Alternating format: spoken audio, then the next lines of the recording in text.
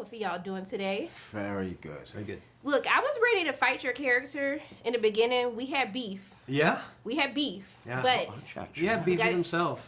Trust me. But how is it playing? I love that your character is kind of like this person who's like not the bravest person, but he kind of finds himself and really kind of steps into his own as a hero. That's very satisfying, you know? And it's very nice to get a script and to read about this character that has this enormous journey to undertake. But I mean, Kai is kind of like, I don't give a F what anyone has to say. Badass. Like, I feel like you have fun. I feel like you're really living. I literally did nothing but have fun. I thought Kai, he's just a badass. He is absolutely indomitable. He's just going to do whatever the hell he damn well pleases whenever and however he wants to do it. And there's something really, really just liberating and delicious to sort of take the gloves off and play a character like that. There's no rules. A spaceship. I know, right? Spaceship. I got the grills. The rings.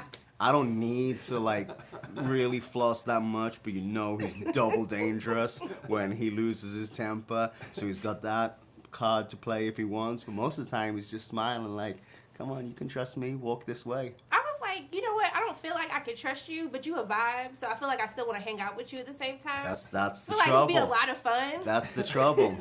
He's like the human personification of Vegas. Like, you know you shouldn't really go, but you just can't quite resist. You'd be like, Next now thing why? you've lost your house. You'd be like, now why am I hanging out with Kai? Always in some trouble with him. Yep.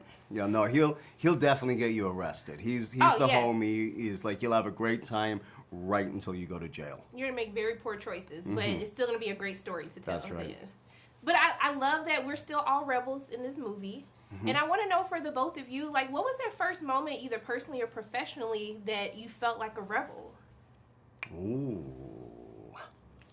I gotta say, for me, becoming an actor was like a rebellion in of itself. I remember I became an actor in my mind long before I was actually an actor. And so when I was at school and like I'd get into trouble and they'd try to reprimand me, I'd say like, I don't care. Like as soon as I'm old enough, I'm going to Hollywood and, you know, I'm gonna become an actor. And everyone thought it was so crazy and absurd, but I knew that, you know, if I had the conviction and the discipline and the will, that I could make it work, you know? So I think that's been giving me the latitude to sort of like own my space and rebel against authority for a long, long time. Nice. I don't know, for me, I guess that really trying to find yourself and becoming more and more true to who you really are is it can feel like an act of rebelliousness, and I don't think it ever ends. Is there like a role? What role would you say? Because I feel like in this industry, everyone tries to like make you this type of actor and wants to put you in a box. What was You're that not role? wrong. Okay. You're not wrong. Is there a role that you had where you was like, I have to play this character to kind of go against the grain of what the industry wants you to be? I very often feel that way, and then I play that character, and then I feel like, oh, now I have to do something else. Yeah. Also, that never ends. Yes. Yeah. I you know, it's like you do the work that you get offered in the beginning of your career. It's plain and simple. It's very, very, you don't have the benefit of being that picky. And so, you know, and it's not, sometimes it's not exactly, you know, exemplary of what like you want to do, and so I got off on a bit of a wrong trajectory in the beginning of my career. You know, like I was doing like films like Nicholas Nickleby. No, you know, offense to that film or that filmmaking team, but just not at all how I wanted to be represented or the type of work I wanted to do. And I finished that film and decided, all right, I gotta like break the mold here and start taking some ownership. And so then I did a trilogy of madmen. I played like 3 madmen in films that were like bouncing off the walls and, you know, hyper-violent and like kind of insane people, and felt like oddly, okay, now I'm doing what I want to be doing. I don't know where I went with that answer. I realized that was actually very true, but the analysis needs further analysis, because that's probably identified some pretty major problems in my DNA right there. Look, I just want to thank the both of you for chatting with me. I really appreciate you taking time out of your day to speak with me. And I'm just sending nothing but love and light both your ways. Oh, thank you. I gotta so say, much. you got such great energy and You such got a like good pure, sincere vibe. So thank you. Thank you. Thanks so much. I really appreciate that. Okay, because I be going through it sometimes, so I appreciate No, you. don't we all? But keep on being you. Thank you Right so on. much. Thank you. Thank you. My favorite rebels, y'all. Okay. Thank you. Ray, we gotta talk about this speech, because, honey, I was like, I'm scared, but I want to join the revolution. Okay? That's what I want to do. So, I feel like it was a full circle moment. You've always been like a teller of truth. And so, can you tell me, like, what spirit was you tapping into? Because you had the voice, the speech, it was given. Thank you. I mean, I think I'm tapping into all the things I've ever felt, all the injustice I've ever felt in my personal life, and all the injustice that I've seen others experience. It's one of those things where, when you're out there like Darien Bloodaxe and you're trying to inspire folks to do something that's bigger than themselves, you have to be larger than life in order for them to feel inspired. And I'm glad that's something that came across for you. I was ready to stand up. I was like, do y'all know this like full circle right here? With Yeah. What I want to know for all of you is, I love this whole thing about, being rebels, like having to stand up and fight for something. And so what I want to know for all of you is, what was that first moment for you, either professionally or even personally, where you felt like, I'm going to be a rebel today? Ooh, I shaved my head like 4 years ago. That was kind of wild for me. I'd never done anything like that. Yeah. Well, I did it before that. I did it for my personal life, and then I got that movie afterwards. But that was kind of rebellious, I think. It definitely was. Yeah. I was such a rebel as a little kid, even. If I was supposed to go to bed, I wouldn't go to bed. I've been prepping for this role since day one. I was born for this, okay? How about you? School, church, whatever, right? Like, rebel everywhere. As a kid, I'd always get the same marks from my teachers. Would be talkative / disruptive, but a pleasure to have in class. So, That sounds right. it's a weird juxtaposition, but I feel like that's where the rebellion in me really started. Being on the set, working with all of these people, what was that moment for you where you really felt like, okay, like I am truly in character now? I think during one of the screen tests, for me, when I actually got the big weapon, and I'm in full costume, and they give me the thing, I strap it up, and I hoist it up for the first time, I was like, oh, this is good. All right, I can feel it. And seeing other people in costumes, I was like, oh, I know the world now, right? It just locks in for you. Yeah, I was going to say a similar thing. Like, when I tried on my costume, I was like, oh my God, she's here. But then when I saw you, when we were together and we took that photo, and you were like, sis, look at this. I was like, wow, the blood axes. Yeah. I think the first scene that we all did together, it just felt, all the little bits were there and in place, and it was amazing. To be honest with y'all, I'm not even gassing y'all up because I'm in this interview, but that was my favorite part. I was like, oh, the energy has shifted, it has changed, like It they is are different. here. The revolution is here. Okay. The revolution is here. Yeah. Yeah. Can we talk about this scream though? Because like I felt it in my spirit. I felt that pain. Like how was like kind of like filming like the battle scene? I mean, it was fun. It was gross. It was grueling. I was delirious. It was, but we were all in it together. So it was a good time. He was given a hero moment. Had me feeling like I could jump and do stuff, but then my knees gonna fail me. How was that moment? You could do the jump. Luckily, I jumped into some pads, so Okay. I didn't need to actually land. For the jump itself, it was practical with no wire, but there was a wire situation that we had to use for the cockpit once Darien jumps on top of that. But it was great. We had a great stunt crew, and I felt super prepared for everything. And I'm glad it turned out so magnificently. No, it did. You ate. You did. But the brains of the whole operation, because I was like, you know what? There is a presence about her. I was like, she's like, I'm not doing all this fighting. I'm here trying to move the chess pieces, okay? That's right. So how is it really bringing like that confidence on screen? Because when you look at her, it's just like, honey, a woman. Yeah, well, she's the brains, he's the brawn. She's like, I got brains too. He's got brains, and she's got brawn too. Listen, right. She has some brawn. No, I mean, yeah, it was like, you're not always feeling so confident in life, right? And so it's nice to tap into a character that's like really strategic and cerebral and like headstrong. I'm more like Darian. I'm more emotional. So for me, it was a bit of a shift, and I got to learn a lot from Deborah. Look, I enjoy watching all of you, the brains, the brawn, the muscle. I was here for it. I just want to thank you all so much for taking time out of your day to speak with me. Aww. And I'm just sending so much love and light all your ways. I hope you have a great day. We feel it. Thank you. You know, one of the things I really love just the whole idea of rebels. You know, I've tried to make sure that I've been a rebel in everything that I've done.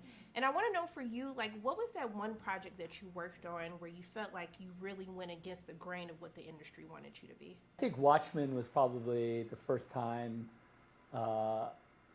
in my career, I guess. But I guess, you know, it's hard to say. I'm going to say Watchmen only because it's a subversive superhero movie that's a completely deconstructive superhero movie when superhero movies were barely a thing.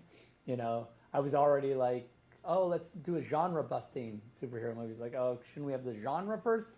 You know, so I think that was, and I'm super proud of that movie. I love it. And then I would say that, you know, of course, Justice League has its own story that's very similar to that. And, you know, it's been my honor and privilege to get to work with Netflix in that they sort of cultivate that sort of maverick concept in me. They have, you know, just say like, oh, you want to go nuts and make a giant sci-fi thing? Let's see it. Let's like, okay, show us. So I think that, you know, they encourage, I think, a little bit of the rebel in us. Look, and I personally feel like Watchmen was ahead of its time. Oh, okay? That's fine. So, yes. But I mean, do you feel like you could go back to doing IPs after this? Like, you created this grand world. You know, it would depend on the thing. I mean, I have huge respect for great ideas and great books or great movies. I mean, you know, great art, whatever it is, I just have huge respect. So, you know, with the right idea, of course, I like to honor the ideas as best I can. You've been working on this for a really long time. Sure. So what was that moment where you felt like, okay, I'm ready now? Like, I feel like this is the time for me to actually do this. It was interesting because like, right after Army of the Dead, you know, I had this meeting with Netflix and they were like, that was great. We had a great time. I had a great time. What do you want to do? Do we want to do another Army movie? Is that what? And I was like, yeah, I'd love to do another Army movie. I have the idea. I know what to do. And they said, okay, but before we do that, is there anything else you'd want to do? And I was like, is this a real question? Because if it's a real question, I have a real answer.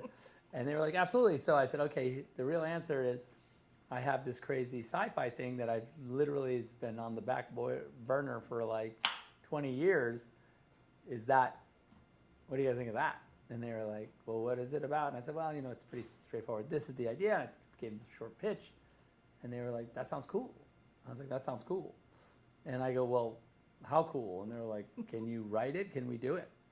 And I think that, you know, it's all about, for me, it was, the window was there, the idea existed, I knew how to do it, I talked about it long enough, you know, and then I have someone who's like willing to take a chance with it.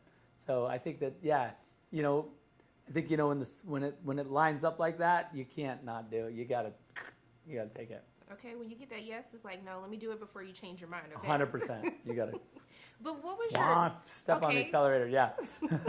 What was your most favorite character to create? Because, like, you have a really cool batch of characters in this movie. Like, what was that one where you're like, oh, I can't wait to see this person on screen? Well, I mean, of course, Cora is, you know, for me, Cora is she's the movie. I really poured a lot into her.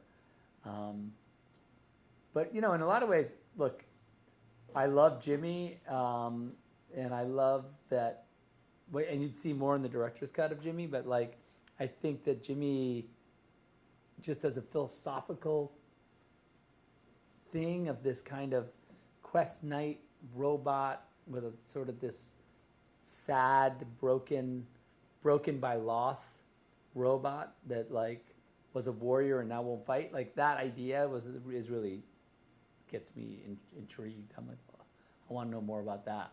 You know, so just as a sort of intellectual exercise, he's kind of my favorite to kind of bat around, you know. I wanted to give Jimmy a hug, okay? He really needs it, obviously. Okay.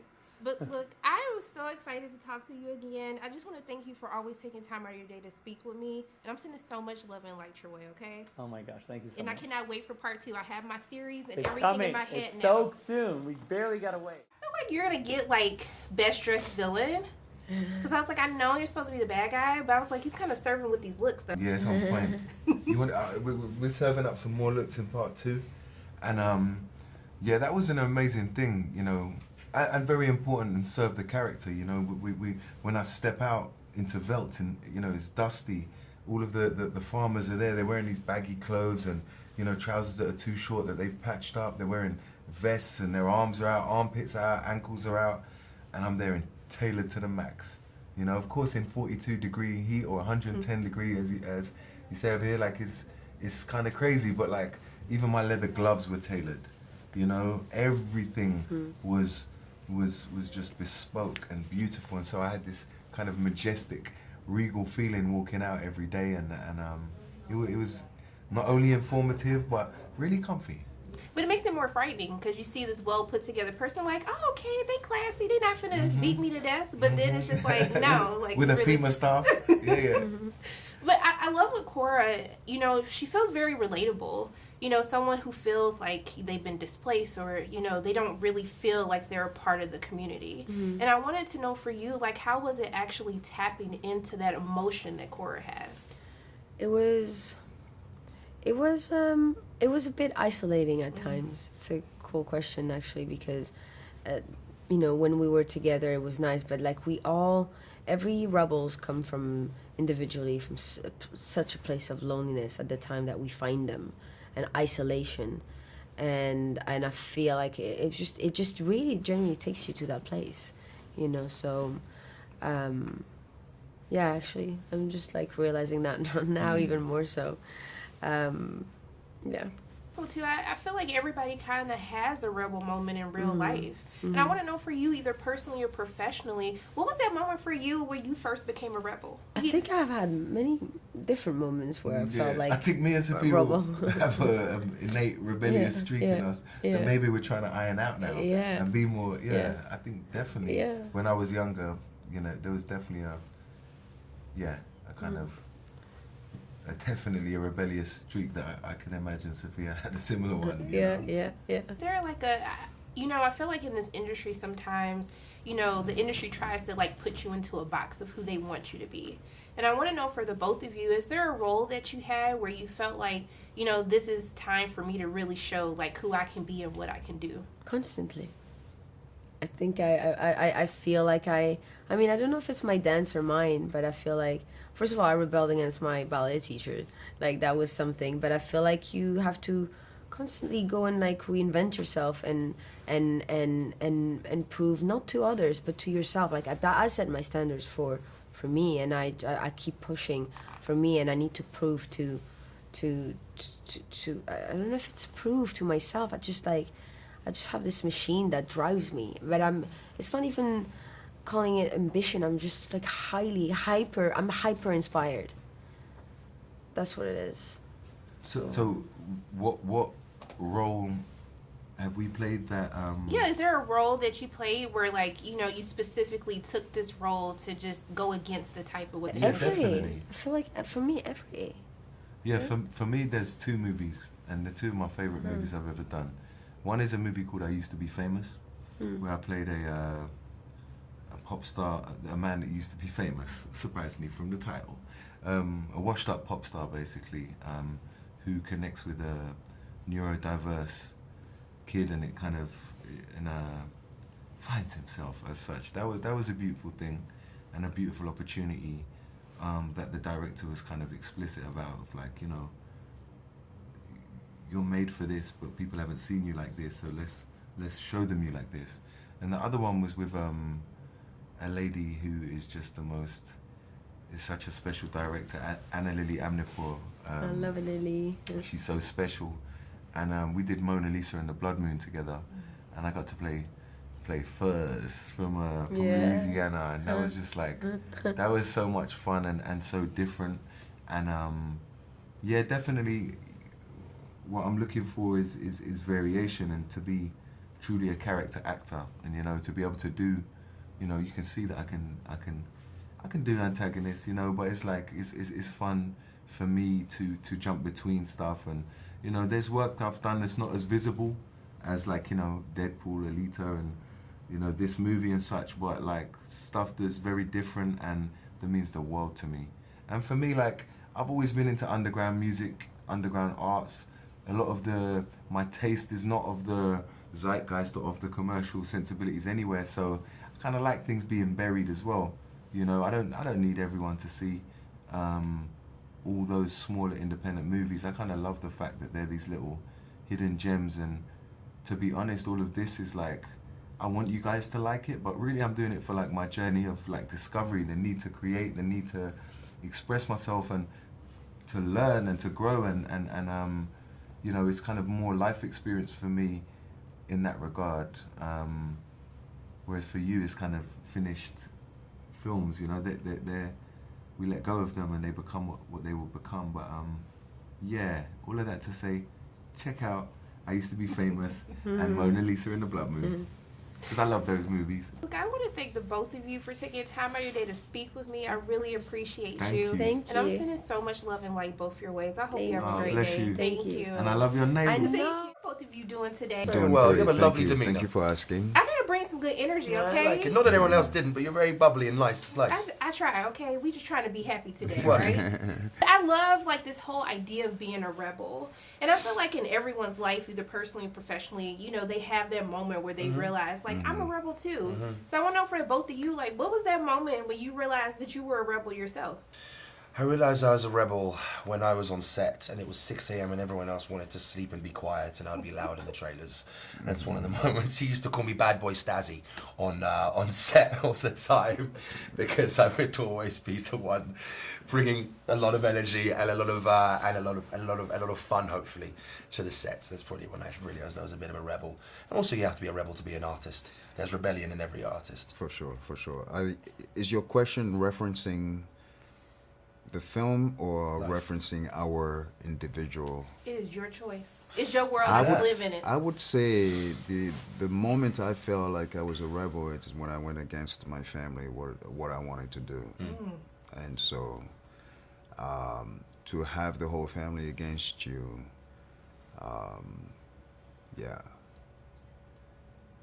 And to yeah, it was tough to have the whole family against you, and to not have anybody believe in you. Yeah, that felt like I was a rebel for a long time. What do you do, like, you know, how do you make sure that, you know, that you give yourself enough love? That has to be created. You have to create that love for yourself. You, again, what you're talking about, me particularly, who left the continent of Africa. I was raised in France, and then from France I was, you know, sort of like came to America. So every aspect of my voyage, of my journey, felt like a rebel.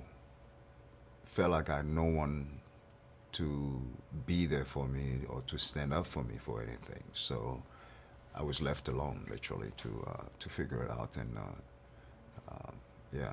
Well, I'm so glad you took that risk, sir. Yeah. And if nobody else gonna be there for you, we gonna be there for you. I always gotta let people know that they loved and, like, I've enjoyed watching you prosper through your career. Thank So you. I really. appreciate you sharing that. Thank you. Thank you. But y'all also had me feeling like I needed to get in the gym because of physicality. Y'all was putting in work. That was work upon work upon work. That is, if I look down here, the remnants still exist just about. No, that was very dignifying work, I have to say. Yeah. You know, that was the physicality, that was one thing. And that came with the level of military training. But then you had also the lack of, you know, eating your usual, you know, and, you know, having a sweet tooth, you know. I used to just smell burgers. I used to have nightmares. I used to have nightmares of our trainer Alessandro catching me eating a burger. Yeah. I swear to God, it was that. You would dream food. You would dream food. Yeah. I'm gonna be in your boat after the new year. You know, the new year, new me phase. I'm gonna be right there with you. So Okay, great. we're gonna do this together. But what was your favorite scene to film? I feel like you like Hot World so much. Like, what was the favorite moment on set? You know, I mean, I don't know about you, but my favorite scene and part to film was probably the Pollux, the gladiator arena. Yeah. Yeah, it was wonderful. I mean, what a cool, because it's the origin stories are so much fun because it's like you get to see the beginning of the arc, or maybe, you know, it's a very crucial point in the arc, and that often, you know, allows you to kind of dig in places you don't always get to dig. And I have to say the same, actually. I didn't think I'd say this, but while filming it, but my backstory is pretty dark and pretty difficult. It deals with you know, some pretty heavy concepts that we will talk about in part 2 when you interview us then. But it was very personal, and I think achieving it was hit me a lot harder than I thought it would. But there was a real cathartic element to that, the crying, the attachment to that scene, and to be able to pull it off was very, very rewarding. As exhausting as it was rewarding, but the most difficult things often end up being the most worthwhile. Okay. I want to thank the both of you so much. Thank you for sharing your stories with me and being vulnerable. I appreciate you just taking time out of your day to speak with me, and I'm sending so much love in like both your ways. I hope you have a great day. Thank you so much. Happy We're gonna chat again. Yes, of see you course. part 2. I'm gonna get in the gym. Part two. Okay, part 2. Best believe, and I want to see some spring summer nails. Instead of let's make these nails I'm seasonal. gonna come through with the nails. Okay, we're gonna stay on the thing. You got a gingerbread man with your nails. I know you're gonna come through.